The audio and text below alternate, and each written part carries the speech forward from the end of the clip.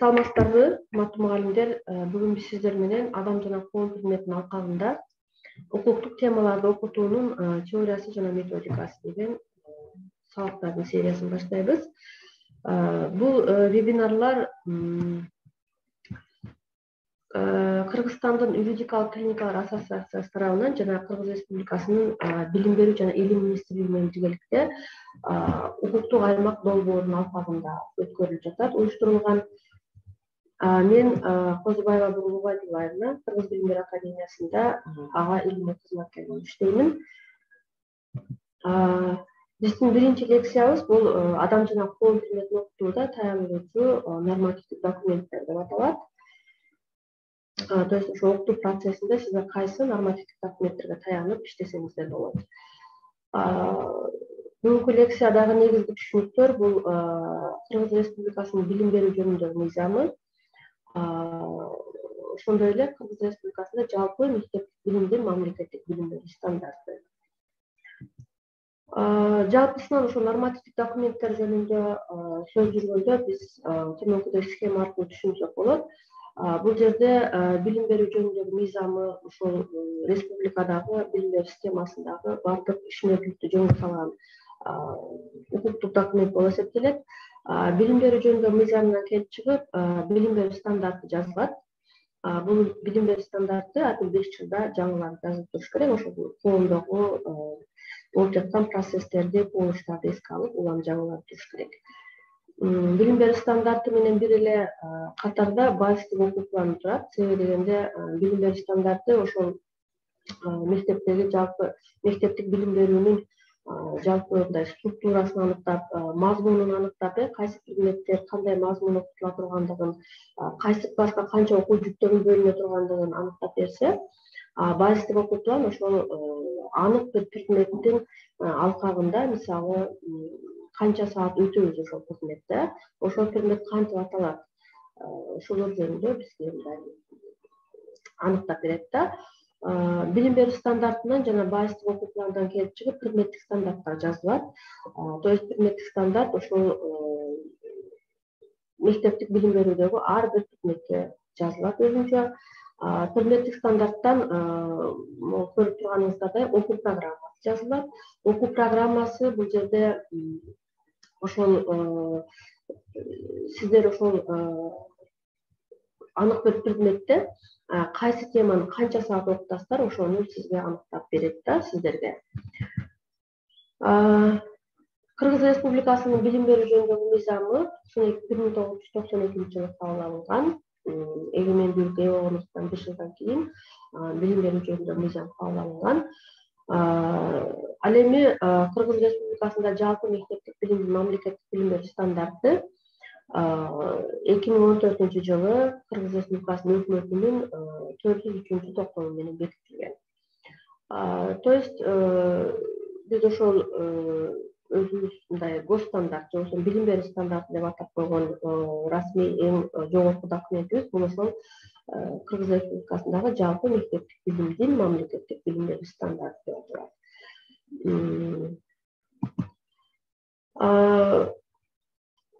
Билим берүү стандарты бизге ошол 2014 жылы компетенттүүлүк терминин киргизген. То есть ошол билим берүү стандартынан келип чыгып, биз ошол коомдун талаптары, коомдун ошол сунуштары менен биз балдарды билим эле берип калбастан, аларды ошол билимин турмушунда колдоно алган жөндөмдүүлүктөрүн калыптандырууга багытталат биздин окутуу процессибиз да. То есть мындан келип чыгып, ошо компетенттүүлүк бул окуучунун алган билимин, ээ болгон тажрыйбаларды анык бир турмуштук кырдаалда пайда болгон проблемаларды чече алуу жөндөмдүүлүккө ээ болгондугу компетенттүүлүк деп аталат да. То есть биз мурда ошол теориялык билимдерди эле берип келген болсок, жаңы билим берүү стандартынын талабына ылайык биз балдарды ошол билимин турмушунда колдоно алууга да үйрөтүшүбүз керек да.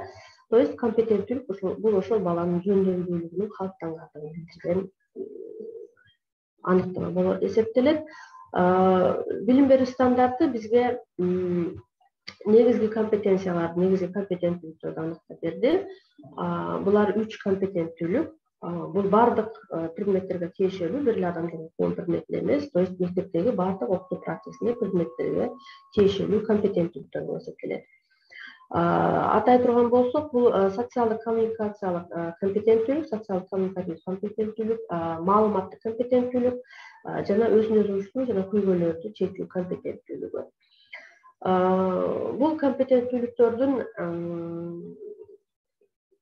карай турган болсок, эч кандай татаал жери жок. Бул биз ошо окутуу процессинде балдарды мындай окутуп, тарбиялап келген эле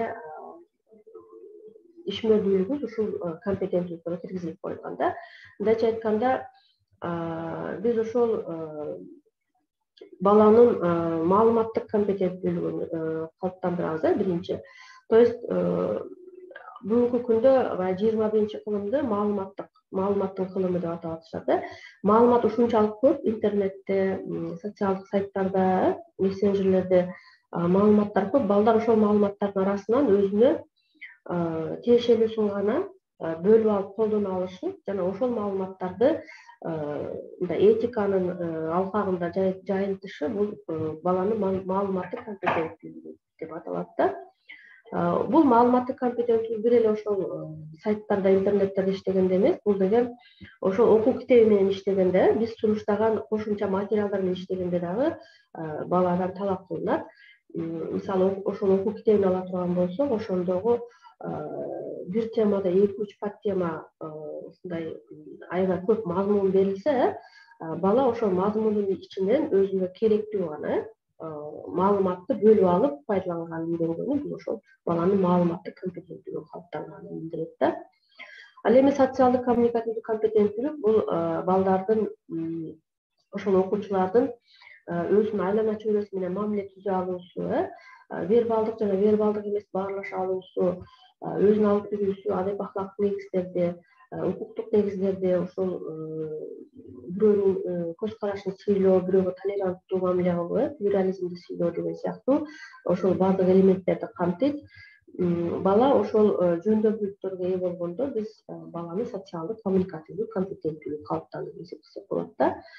Бул кайсы учурда бул жөндөмдүүлүктөрдү калыптандыра алабыз? То есть ошол адам жана коом предмети бул практикалык предмет. Ошол предметте сиздер окуучуларды топтордо иштеткениңиздерде, жуптарда иштеткениңиздерде дагы ошол социалдык коммуникативдик компетенттүүлүк калыптанат да балдар. То есть ошол топтордо иштегенде топто иштөөнүн анык бир эрежелери бар, анык бир критерийлери бар.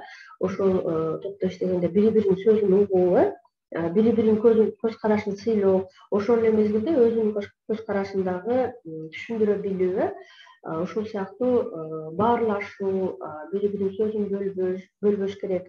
Ошол бири-бирине мындай сөз сүйлөө кезегин бериш керек деген ошол жөнөкөй эрежелерди сактаганда бала социалдык коммуникативдик компетенттүү болот да. Андан кийин 3-чү компетенттүүлүк бул ошол өзүн өзү уюштуруу жана көйгөйлөрдү чечүү компетенттүүлүгү деп аталат. Бул ошол биз берген билимди, мисалы адам жана коом предметинде берген билимди бала турмушунда канчалык колдоно алат, ошол жөндөмдүүлүктөрүн колдонгон учурда биз баланын ушул компетенттүүлүгүн калыптанды деп айтсак болот. Мисалы, биз укук жана милдеттер жөнүндө үйрөтөбүз адам жана коом предметинде. Же болбосо жөнөкөй эле ошо эмгек келишимин түзгөндө, бала ошол эмгек келишимин түзгөндө өзүнүн укуктарынын, өзүнүн ошол жоопкерчилик кайсы жерде турат, укук кайсы жерде кантип жазылды, ошону аныктап билип, мындай анализдей алса, ошого жараша эмгек келишимин түзүүгө макул болсо, ошол эмгек келишимде өзүнүн укуктарынын сакталгандыгын аныктап биле алса, анда бул ошол баланын өзүнүн проблеманы чечип, ошол өзүнүн компетенттүүлүгүн көрсөтө алды дегенди билдирет да. То есть бул жерде бардык эле ошол негизги компетенттүүлүктөр биз ошол окутуу процессинде колдонуп жүрөбүз, балдарда калыптандырып жүрөбүз. Бул ошол биздин ишмердүүлүктөн алынган эле аныктамалар болуп эсептелет да. Ошондой эле билим берүү стандарты бизге билимди өздөштүрүүнүн деңгээлдерин аныктап берет. То есть биз ошо жогоруда көрсөтүлгөн негизги компетенттүүлүктөргө биз кантип жетебиз? Биз төмөнкүдөй билимди өздөштүрүү деңгээлдери аркылуу жетебиз да. То есть биринчи бала репродуктивдүү деңгээлде билимди кабыл алат, ойлонуп эстеп калат да. Бул жерде балдар эч кандай мындай татаал ишмердүүлүк аткарбайт. Жөн эле ошо биз айткан билимди кабыл алат, ошо китептен окуп билимдерди кабыл алып ойлонуп эстеп калат да. Ошол баланын репродуктивдүү өздөштүрүү деңгээли деп аталат. Андан кийин продуктивдүү деңгээл бул кандайдыр бир үлгүнүн негизинде билимдерди колдонуу, типтүү тапшырмаларды аткарууга негизделет да. То есть продуктивдүү деңгээлде бала ошол эле биз берген маалыматты, ошол эле китептеги маалыматты укуп, анализдеп, андан кийин ошонун негизинде бизге кайтарым байланыш берет да. Ошонун негизинде тапшырманы иштеши мүмкүн, кандайдыр бир ишмердүүлүк жүргүзүшү мүмкүн. То есть бул жерде бала бизге продукция берип атат да, биринчи деңгээлге караганда. Ал эми үчүнчү деңгээлибиз бул чыгармачыл деңгээл. Бул билимдерди жаңы кырдаалда колдонууга негизделет. Чыгармачыл деңгээлди биз кайсы учурда байкасак болот? Чыгармачыл деңгээл ошол топтордо иштегенде, мисалы балдар ошол берилген тема боюнча, берилген проблема боюнча презентация даярдашат, ошо презентацияны же класстерге түшүрөт, же слайд түрүндө даярдайт. Мына ошол мезгилде биз баланын чыгармачыл деңгээлинде аракеттенип жатат деп түшүнсөк болот да. Демек ошол чыгармачыл деңгээлде кайсы эмгекти аткарды, ошого карата баланын негизги компетенттүүлүктөрү калыптанган болуп эсептелет. Бүгүнкү темабыз ушул.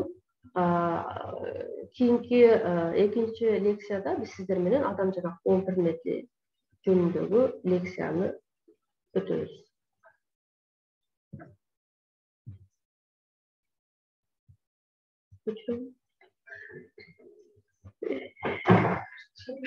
Yeah.